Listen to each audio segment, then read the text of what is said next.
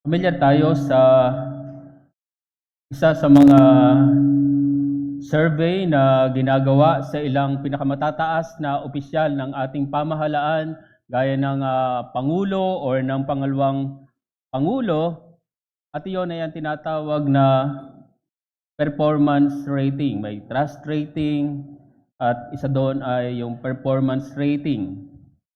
Dito ay sinusukat kung maayos o pasado ba ang paggampan ng tungkulin o paglilingkod ng isang opisyal ng pamahalaan.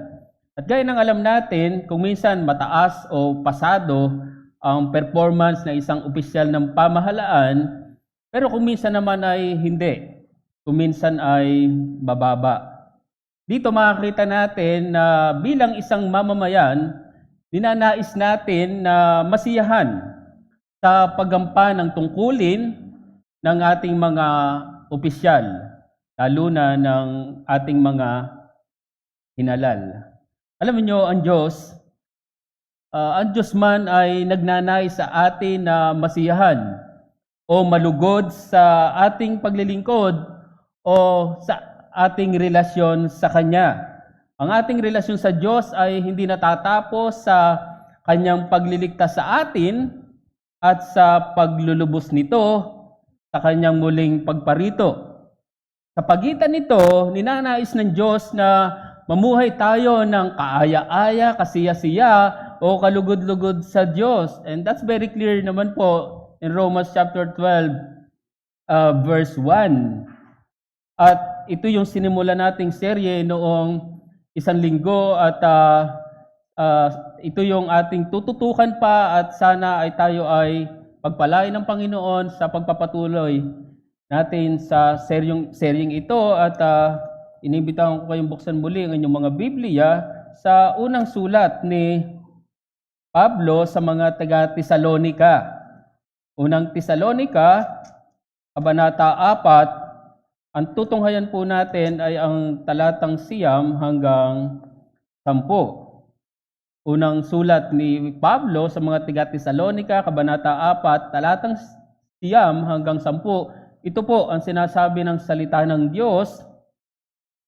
Ngunit tungkol sa pag-iibigan ng magkakapatid, ay hindi ninyo kailangan na kayo'y sulatan ng sinuman, sapagkat kayo man ay tinuruan ng Diyos na mag-ibigan sa isa't isa. At katotohanan ginagawa ninyo ang gayon sa lahat ng kapatid na nasa buong Macedonia. Ngunit aming hinihiling sa inyo, mga kapatid, na higit pa sa rito ang inyong gawin. Muli, ito ay ito yung unang sulat ni Pablo sa mga taga-Tesalonika. Ito ay naisulat, tinatayang ilang buwan pa lamang ang nakakaraan matapos niyang iwan ang iglesyang ito. At alam natin na ito ay dahil sa naging oposisyon ng mga kaaway ng Ebanghelyo ng Diyos, partikular ng mga Hudyo. And that's very clear in Acts chapter 17. So, napakabata pa ng iglesyang ito at anong aasahan natin sa isang napakabatang iglesia? So, bilang apostol, bilang nagtatag ng iglesyang ito, ninais ni Pablo na dalawin ang iglesyang ito. Pero, ayon kay Pablo, hinadlangan daw siya ni Satanas, sila. And that's chapter 2, verse 8. At dahil hindi mapakali si Pablo, yun ay dahil nga sa pagnanais niya na malaman ang kasalukuyang kalalagayan ng napakabatang iglesyang ito, yun ay dahil naman sa kasalukuyang kapighatian na nararanasan ng iglesyang ito. Isipin nyo, batang-bata, bagong tatag, tapos makakaranas ng matitinding kapighatian, ay talagang ito'y very alarming sa bahagi ni Pablo. At dahil doon, sinugo niya si Timoteo, hindi na makatiis. At sinabi yan sa Kabanata 3, talatang 1 hanggang 2. At sa pamamagitan ni Timoteo, nalaman niya na maayos naman ang kalalagayan ng bagong tatag na iglesyang ito. Pero may kakulangan. At ito ang nais ni Pablo na i-address sa kanyang sulat na ito. At bahagi nito ay itong kabanata na ating tinutunghayan natin sa seryeng ito, itong buong Kabanata 4. At dito makikita natin ang magandang kalalagayan ng iglesyang ito. Ipinakita dito ni Pablo na sila ay lumalakad at nagbibigay lugod sa Diyos. Yan yung binasa natin nung isang linggo, mula talatang 1 hanggang 8. Sa talatang 1 ay ipinakita ni Pablo na sila ay lumalakad at nagbibigay lugod sa Diyos, na kung saan ay kanila raw itinuro nung panahon na sila ay magkakasama. Pero ipinakita din dito ni Pablo na higit pa raw dito ang kanilang gawin. Isipin nyo, na lumalakad sila sa tama, nagbibigay ng lugod sa Diyos, ayos ang kanilang kalalagayan, pero ang sinasabi ni Pablo, higit pa raw dito ang kanilang gawin. At unang-una na nga sa mga concern dito ni Pablo ay may kinalaman sa pagpapakabanal, sa sanctification. Kaya yung mensahe na hinugot natin dyan ng isang linggo bilang pagpapanariwa lamang, ang buhay na kalugod-lugod sa Diyos ay ang buhay na may pagpapakabanal sa kasalukuyan. Matapos yan, si Pablo ay dumako sa usapin ng pag-iibigan ng magkakapatid. At gaya ng ating nabasa, hindi na raw sila kailangan pang sulatan ng sinuman sa bagay na ito. Isipin nyo yung anong ganda ng tatayuan, kalalagayan ng Church of Thessalonica. Isipin nyo kahit sino daw ay hindi na kailangang sumulat sa kanila. At dahilan ni Pablo ay dahil sila naman daw ay naturuan ng Diyos sa bagay na ito, sa usapin ng pag-iibigang magkakapatid. Pero ang concern ni Pablo ay ang lumago pa sila sa bagay na ito. Narito sila sa ganitong kalalagayan, pero ang kanyang kahilingan at kanyang panalangin, lumago pa sila sa bagay na ito. At napakahalaga nito, mga kapatid. Kaya kaugnay dito, ito po yung aking mensahe. Ang buhay na kalugod-lugod sa Diyos ay hindi nasisiyahan sa kasalukuyang katatayuan ng pag-ibig sa kapatid, kundi lumalago pa. Ang buhay na kalugod-lugod sa Diyos ay hindi nasisiyahan o nasasapatan sa kasalukuyang katatayuan ng pag-ibig sa kapatid, kundi lumalago pa. Umuunlad pa. Muli, kung iisipin natin, parang ayos na ang kalalagayan ng mga mananampalatayang ito. Kapag pinag-usapan ang pag-iibigang magkakapatid o yung pag-ibig sa isa't isa, nadoon na sila. Namumuhay na sila doon. Pero hindi ito sapat. Dapat silang magsikap na lumago pa sa bagay na ito. Kaya dito ay nais kong tingnan natin ang dalawang bagay na may kinalaman sa pag-iibigang Kristiyano o sa pag-iibigang magkakapatid.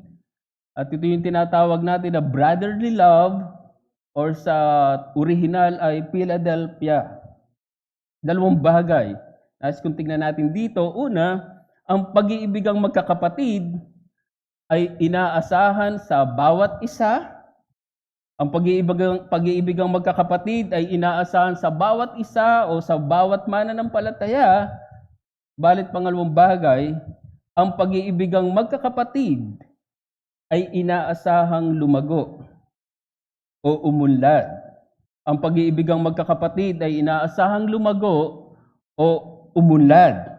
So yung unang bagay na gusto kong makita natin dito at sa tingin ko ay explicit na makikita natin dito, ang pag-iibigang magkakapatid ay inaasahan sa bawat isa, sa bawat mananampalataya.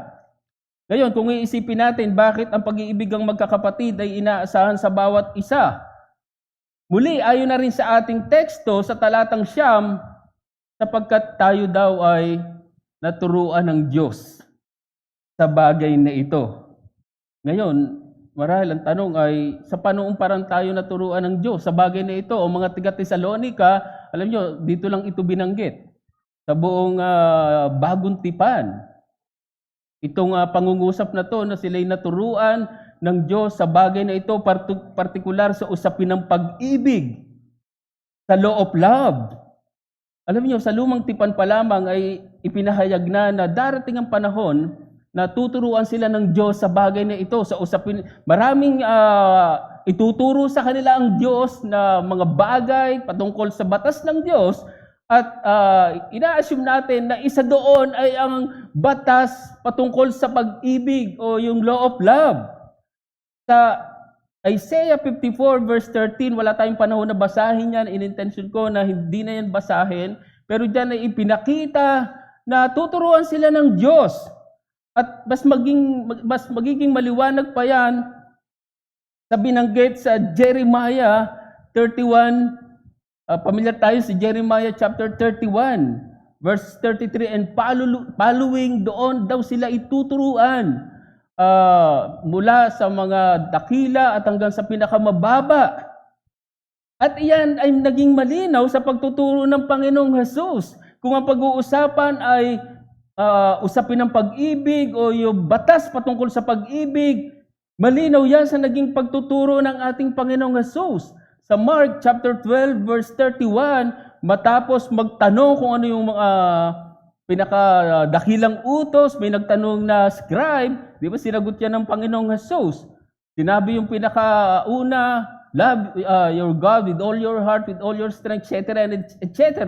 Pagdating sa pangalawang utos, ang sinabi sa Marcos 12:31, ang sabi ng Panginoong Hesus, ang pangalawa ay ito, ibigin mo ang iyong kapwa na gaya ng iyong sarili. Wala nang ibang utos na higit na dakila sa mga ito.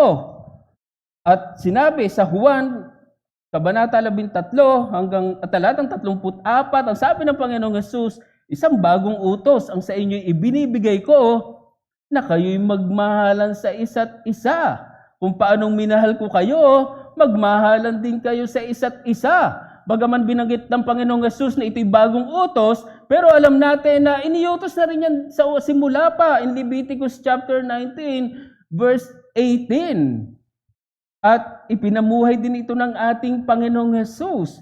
Bukod dyan, ibinuhos ito ng Diyos sa ating mga puso sa pamamagitan ng Espiritu Santo.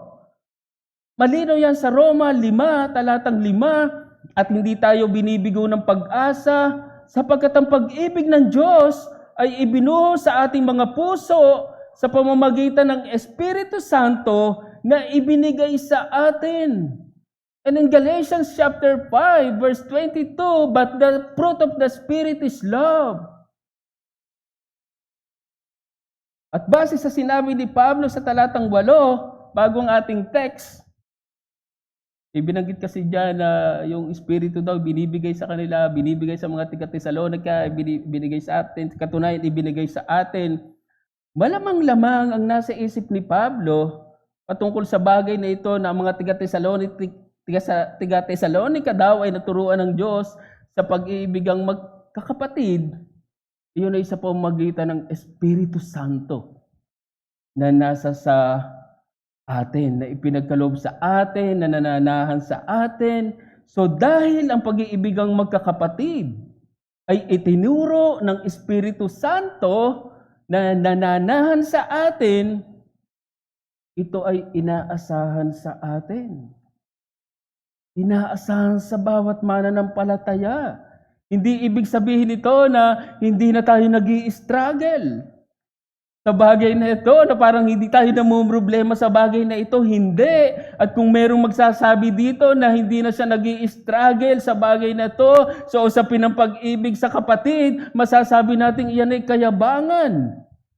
Pero ito ang inaasahan sa atin. Nakita natin nung isang linggo ang kahalagahan at bakit inaasahan ang kabanalan sa atin, dahil yun ay kalooban ng Diyos at panawagan ng Diyos sa atin. So kung ang kabanalan ay inaasahan sa atin, gayon din ang pag-iibigang magkakapatid. Yun ay dahil tinuruan tayo ng Diyos sa bagay na ito, at muli yun ay sa pamamagitan ng Espiritu Santo na nasa sa atin mismo. Alam niyo, pinapakita dito na dati ay hindi natural sa atin ang pag-ibig, parang alien. At totoo iyon. Iyon ay dahil walang Espiritu ng Diyos, walang banal na Espiritu na nananahan sa atin, sa ating mga puso. Pero ngayon ay hindi na ganon. Kung ang pag-ibig sa kapwa ay hindi nakikita sa hindi mga mananampalataya, hindi ganito sa atin. Hindi ko sinasabi na walang pag-ibig sa puso ng mga hindi mga mananampalataya. Masyadong harsh yun, masyadong offensive yun. Hindi ganon. Hindi po, sila man ay may pag-ibig sa kanilang puso at yan ang tinatawag na common grace or yung karaniwang biyaya. Pero tayo ay hindi common grace ang pag-ibig na umiiral sa ating puso, kundi saving grace. So mapapansin nyo kung gaano yung expectation na inaasahan, yung expectation sa atin mga kapatid. Kaya mali na parang talo pa tayo ng mga hindi mga mananampalataya. Yung ang umiiral ay common grace lang. Pero dyan ko din nais tawagin ng pansin ng mga kaibigan namin na kasama namin ngayon. Kung meron kami mga kasama ngayon sa bulwagang ito na hindi pa nararanasan yung tinatawag na saving grace, sana ay huwag kayong masiyahan sa common grace lang o sa karaniwang biyaya na nararanasan nyo. Nabanggit ko yung usapin ng pag-ibig. Kayo man ay may pag-ibig sa inyong puso na umiiral. At sa marami pang bagay, umiiral ang karaniwang biyaya ng Diyos sa inyo. Subalit wag lang kayong masiyahan dyan. Kung kayo'y wala pang kaligtasan, sana ay maghangad kayo na maranasan ang pagliligtas na kay Hesukristo na kung saan ay pinagmumulan ng pag-ibig. Huwag kayong masiyahan na meron na rin kayong pag-ibig ngayon. Nagpapakita kayo ng kabutihan sa inyong kapwa. Marahil pwede mong sabihin na mas parang talo ko pa nga kayong mga Kristiyano.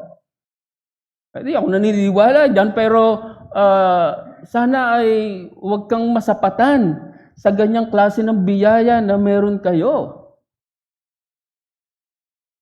At sa atin ng mga kapatid, dahil mayroong Hesukristo sa inyong puso o sa ating mga puso na pinagmumulan ng pag-ibig, ay dapat ito ang nakikita o namamala sa atin.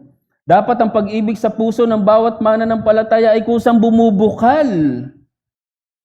Alam niyo, ang isang pinananahanan ng Espiritu Santo, ng banal na Espiritu, ay walang puot sa kanyang puso.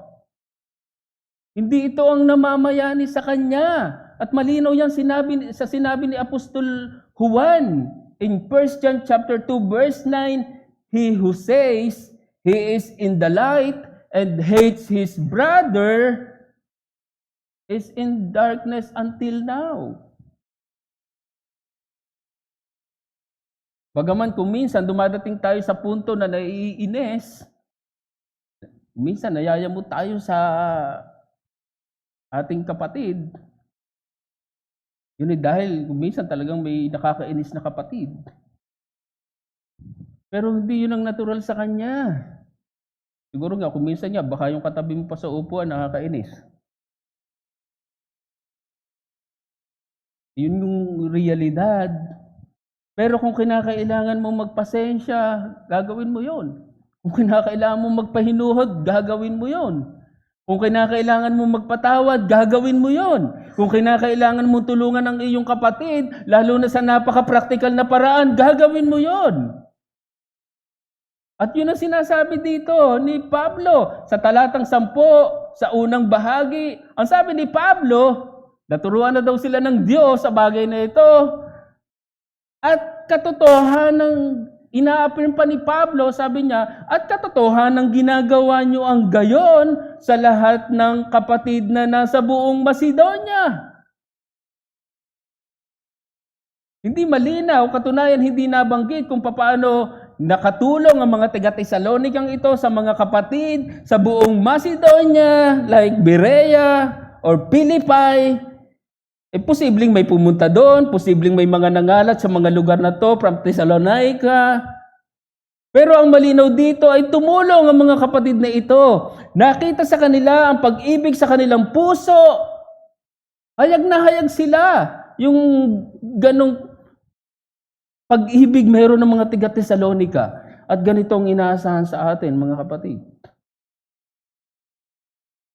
Siguro, pamilyar ang marami sa atin sa tinatawag na vending machine. Ang pamilyar nga lang sa akin ay yung sa kape, di ba? Hindi ko alam kung parang may candy na ngayon or hotdog. Hindi ko alam. Di ba? Para lumabas yung gusto mo doon, kung kape yan or candy, pipindutin mo. So pag pinindut mo yun, lalabas yung pinaka-purpose no.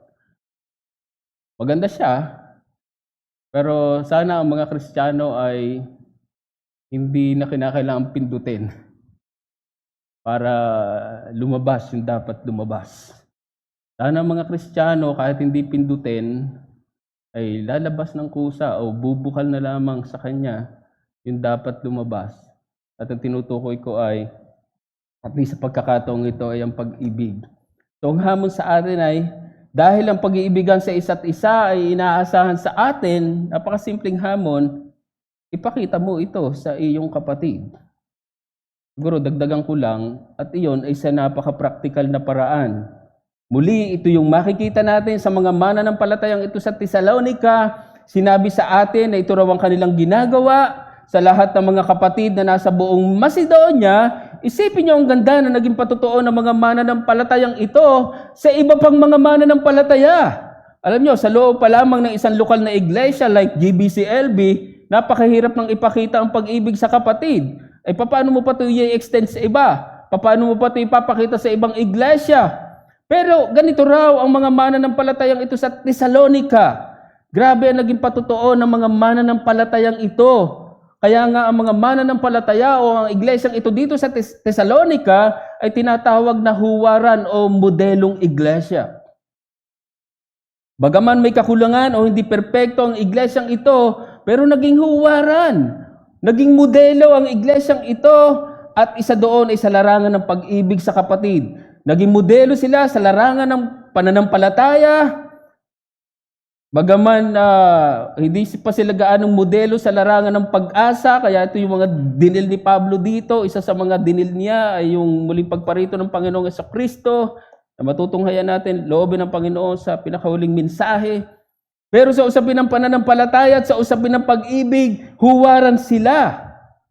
At ito nga ang isang pinagpapasalamat ni Pablo sa iglesyang ito sa kanyang panalangin. Sa Kabanata 1, talatang 2 at 3.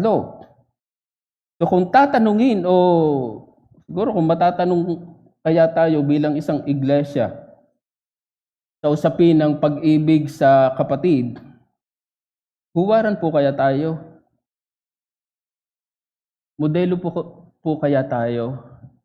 Ito'y magandang pagsusuri sa atin mga kapatid. Alam niyo kung minsan hindi maiwasan o hindi naiiwasan na may mga iglesia na nagpapagalingan, sino ang mas giver o mapagbigay? Isipin niyo halimbawa sa Reformed churches or sa ASOK na lang. Sino kaya ang mapagbigay sa mga simbahan or mga miyembro ng Revive churches? Siguro, minsan hindi na iwasan talagang nagpapagalingan, mali yan. Pero hindi ko makitang mali na ang pag-iibigan sa isa't isa ay malaman o mahayag sa ibang mga iglesia. Like Reformed churches, as a whole, or kahit pa sa ibang mga iglesia. Hindi ko makita na yun ipagyayabang o nagpapagalingan. Siguro, mas mali pa nga na malaman o mahayag sa ibang mga iglesia na nag-aaway-away ang mga miyembro nito.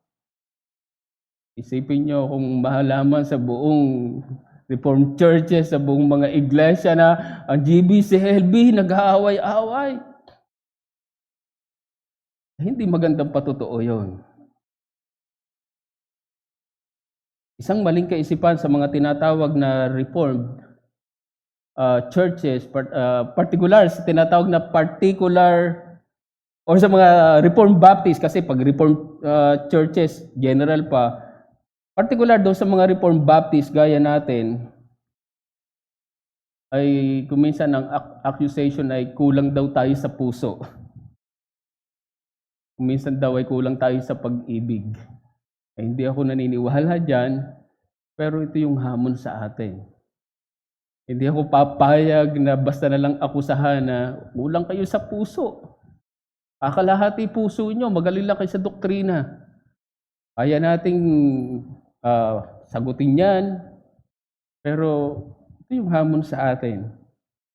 Ipakita natin o patunayan natin ito. So, ito yung unang bagay, ang pag-iibigang magkakapatid ay inaasahan sa atin, sa bawat isa, sa bawat mananampalataya, subalit kaunting pagdidiin pa, ang pag-iibigang magkakapatid ay inaasahang lumago, inaasahang umunlad. Ang sabi ni Pablo sa pinaka-concern niya, ngunit aming hinihiling sa inyo mga kapatid, na higit pa sa rito ang inyong gawin. So dyan mapapansin nyo na hindi sapat na mayroon lang tayong pag-ibig sa ating kapatid, dapat ay pinagyayaman mo pa. So sa halip na mabawasan o mastak ang pag-iibigang magkakapatid, ay inaasahan pang lumago. Sa halip na mabawasan o mastak ang pag-iibigang magkakapatid, ay inaasahan pang lumago.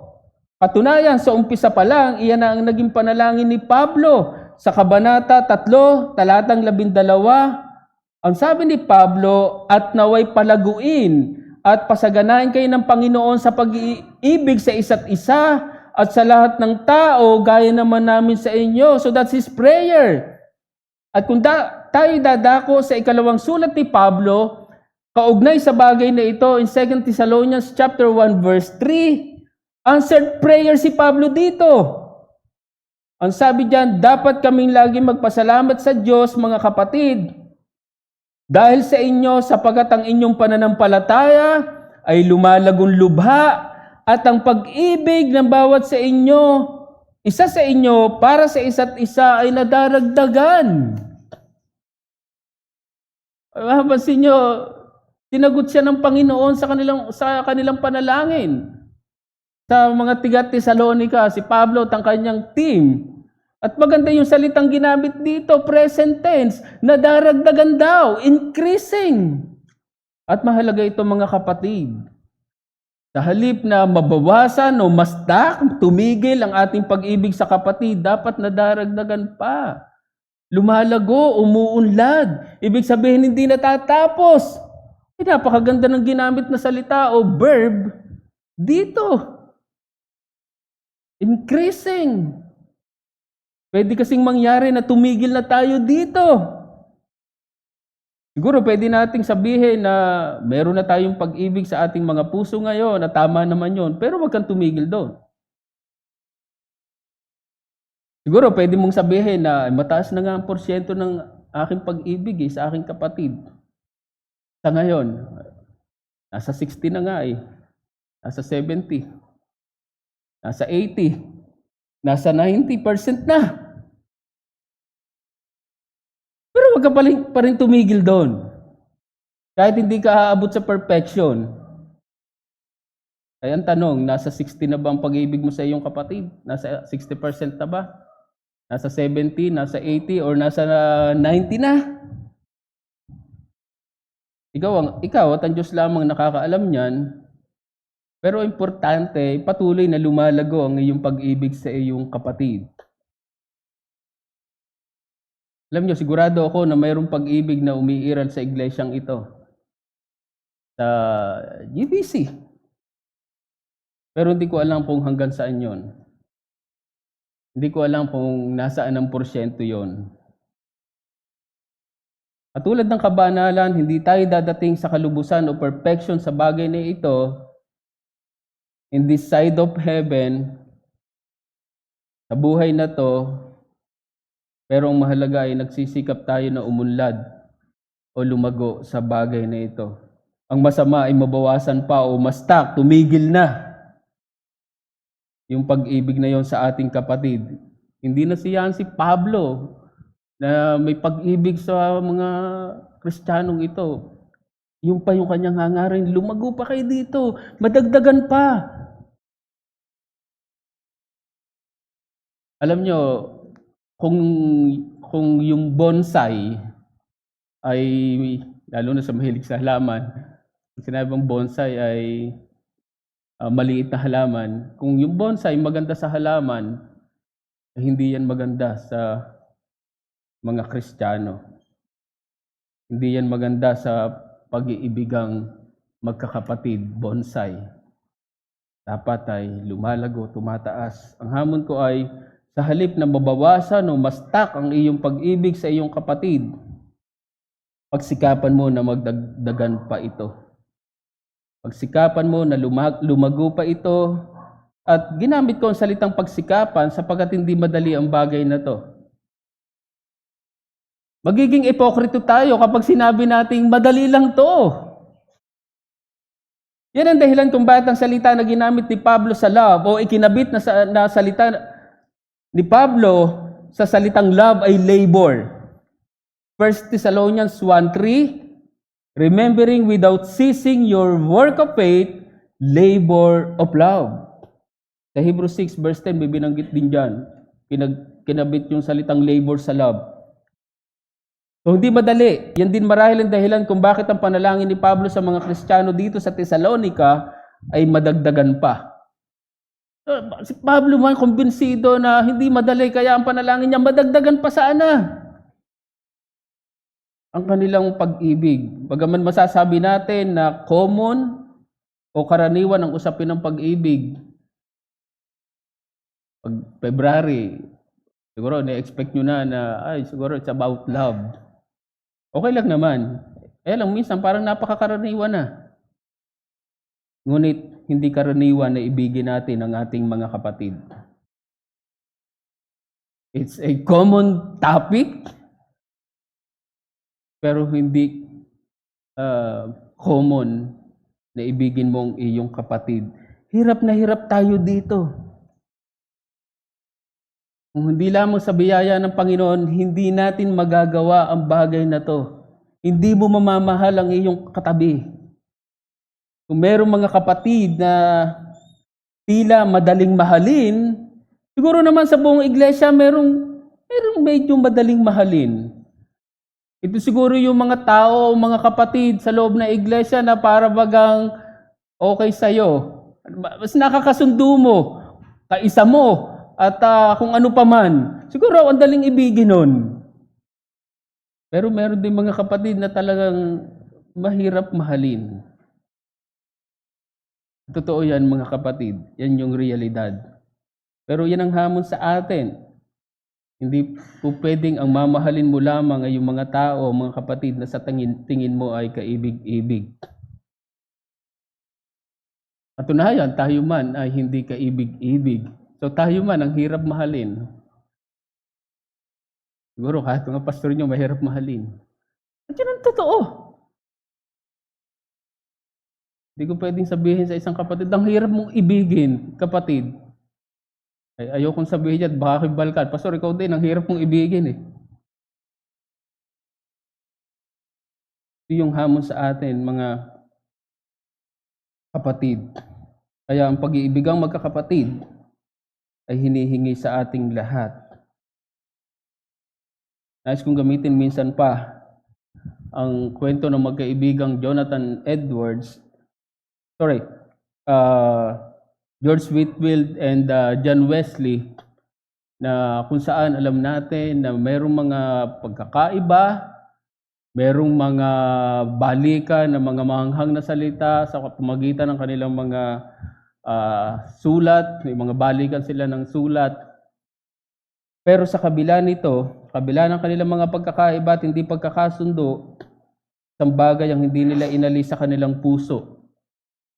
At iyon ay ang ibigin ang isa't isa. Hindi rin yung madali sa kanila, ngunit iyon yung pinagsikapan o pinagyaman ng dalawang higanting great men of God sa kasaysayan. Pinagyaman nila yung pag-ibig sa kanilang puso at yan din yung inaasahan sa atin sa Grace Baptist Church. At sana ay ito ang maging panalangin nating lahat Nais ko bigyan ng pansin sa ating sa ating tugon sa himno nating aawitin. Magandang sinabi sa unang dalawang linya, sabi diyan, love with everlasting love. Pansin niyo yung sinabi sa kasunod, led by grace, that love to know. So tayo ay pinangungunahan na ng biyaya at sana nga yung biyayang yon na nasa atin na nararanasan natin ay mai-translate natin sa pag-ibig sa ating kapatid. Sana mas maging maliwanag sa atin ng pag-ibig dahil sa biyaya na meron tayo ngayon dahil sa ating Panginoong Jesucristo. Awitin po natin bilang tugon, I am His and He is mine. Bukas po tayo sa panalangin mga kapatid. O dakila naming Diyos, aming mabuting Ama, tunay nga po na nagpupuri kami at nagpapasalamat sa iyo sa mga oras na to sapagkat meron kaming salita nyo na aming patuloy na natutunghayan at minsan pa nagpapasalamat kami sa paalala ng pag-iibigang magkakapatid. Salamat o Diyos na kita namin na ito'y kailangan na makita sa aming mga buhay, gaya na nakita namin sa buhay ng mga mananampalataya sa Thessalonica. Ito ay unay na nakita sa kanilang mga buhay dahil sila'y naturuan nyo. At kami man, Panginoon, ay naturuan dahil may Espiritu Santo na nanahan sa aming mga puso at ito yung hayag sa iyong salita. Kaya Panginoon, tulungan nyo kami na ang pag-ibig sa aming kapatid ay aming maipamalas sa kabila ng may mga hamon at kabigatan ito. At tulungan nyo kami na lumago pa sa bagay na ito, Panginoon. Kinikilala namin na tunay na kami mga mahihina. Kuminsan ay babawasan o nai-stuck pa ang aming pag-ibig sa aming kapatid. Sana tulungan nyo kami, Panginoon, na lalo pa itong yumabong sa aming mga puso. At dahil kami ngayon ay pinatatakbo ng biyaya, ang biyaya na tinanggap namin sa aming Panginoon Jesucristo, sana ito'y aming ma-translate sa pag-ibig sa aming mga kapatid. Kaya Panginoon, nagpupuri kami. Salamat sa iyong kabutihan at hapatan sa amin bilang isang iglesia. Salamat at meron kaming araw ng linggo na patuloy na nakakatunghay kami ng iyong dalisay na salita. Kaya pinupuri ka namin, aming Ama, at ito po ang aming panalangin sa pangalan ng aming Panginoong Jesus. Amen.